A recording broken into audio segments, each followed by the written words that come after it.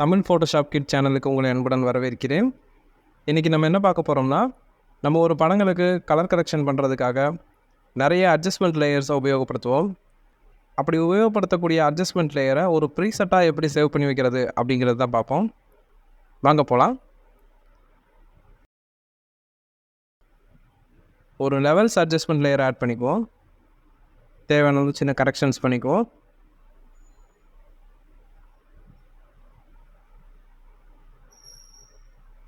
ஒரு colour balance adjustment layer add பண்ணிக்குவோம்.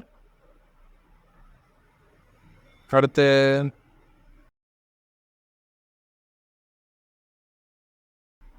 ஒரு photo filter adjustment layer add பண்ணிக்குவோம்.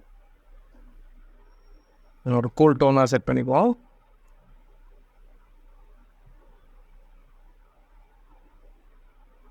அடுத்து ஒரு கலர் லுக்கப் ஒன்று ஆட் பண்ணிக்கலாம். ஸோ இந்த மாதிரி நம்ம அட்ஜஸ்ட்மெண்ட் லேயராக ஒரு 4-5 அட்ஜஸ்ட்மெண்ட் லேயரை யூஸ் பண்ணி நம்ம கலர் கரெக்ஷன் பண்ணிக்கலாம். எப்போவுமே அட்ஜஸ்ட்மெண்ட் லேயராக கலர் கரெக்ஷன் பண்ணுறதுனால உங்களோட ஒரிஜினல் படத்தில் எந்த ஒரு டேமேஜும் ஆகாது.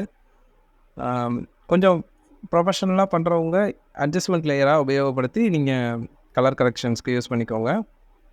இப்போ நம்ம பண்ணி வச்சுருக்க இந்த அட்ஜஸ்ட்மெண்ட் லேயரோட 4 அட்ஜஸ்ட்மெண்ட் லேயரை உபயோகப்படுத்தியிருப்போம்.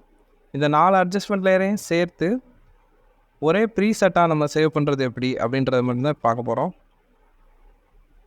ஸோ அதுக்கு அட்ஜஸ்ட்மெண்ட்ற பேஜ் நமக்கு பாக்ஸ் நமக்கு வேணும். அது எங்கே இருக்கும் அப்படின்னா, விண்டோவில் போனீங்கன்னா கீழே அட்ஜஸ்ட்மெண்ட் அப்படின்னு இருக்கும். அதை கிளிக் பண்ணிங்கன்னா அந்த அட்ஜஸ்ட்மெண்ட்ற பாக்ஸ் ஓப்பன் ஆயிரும். ஸோ அதில் போயிட்டு அது தனியாக எடுத்து வச்சுக்கலாம். நம்ம லேயரில் நீங்கள் எத்தனை அட்ஜஸ்ட்மெண்ட் லேயர்ஸை வச்சுருக்கீங்களோ, அது எதெல்லாம் நீங்கள் அந்த ப்ரீசெட்டில் ஆட் பண்ண நினைக்கிறீங்களோ அந்த லேயர்ஸை ஃபுல்லாக செலக்ட் பண்ணிக்கோங்க.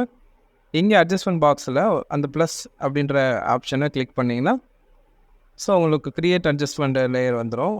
அதில் அதுக்கு ஒரு நேம் மட்டும் க்ரியேட் பண்ணி ஓகே கொடுத்தீங்கன்னா இந்த 4 அட்ஜஸ்ட்மெண்ட் லேயரும் அதுக்கு ப்ரீசெட்டாக சேவ் ஆயிரும். இப்போது இந்த அட்ஜஸ்ட்மெண்ட் லேயர்ஸை நம்ம டெலிட் பண்ணிக்குவோம். ஸோ இப்போ ப்ரீசெட் அப்ளை பண்ணி பார்க்கலாம். சிம்பிளாக ஒரு கிளிக்லேயே நம்ம பண்ண அட்ஜஸ்ட்மெண்ட் எல்லாம் வந்துடுச்சு. இப்போ நம்ம கலர் லுக்கப்பில் ஒப்பாசிட்டி குறைச்சா அதுவும் அதே மாதிரியே வந்துடுச்சு. வாங்க வேறு ஒரு ஃபோட்டோவில் இதை அப்ளை பண்ணி பார்க்கலாம். இந்த படத்தில் அதே இதை அப்ளை பண்ணி பார்ப்போம். ஸோ அப்ளை ஆயிடுச்சு. இதில் இன்னொரு விஷயம் என்னென்னா, நீங்கள் எத்தனை ப்ரீசெட்ஸை வேணாலும் ஒரே படத்துக்கு மேலே அப்ளை பண்ணிக்கிட்டே போகலாம். ஒரே ப்ரீசெட்டையே கூட 2 தடவை கூட அப்ளை பண்ணிக்கலாம். தேவைப்பட்டால் அதை அப்படி உபயோகப்படுத்திக்கோங்க. இந்த மாதிரி உங்களுடைய வேலைகளை சுலபமாக்கிறதுக்கு நீங்கள் இந்த ப்ரீசெட்லாம் சேவ் பண்ணி வச்சு அதை உபயோகப்படுத்திக்கலாம். இந்த ப்ரீசெட்டாக யூஸ் பண்ணக்கூடியதில் என்ன ஒரு நல்லது அப்படின்னா, எப்போனாலும் நம்ம வச்சுருக்கக்கூடிய அட்ஜஸ்ட்மெண்ட்ஸ் லேயர்ஸ் அப்படிலாம் நீங்கள் எடிட் பண்ணிக்கலாம்.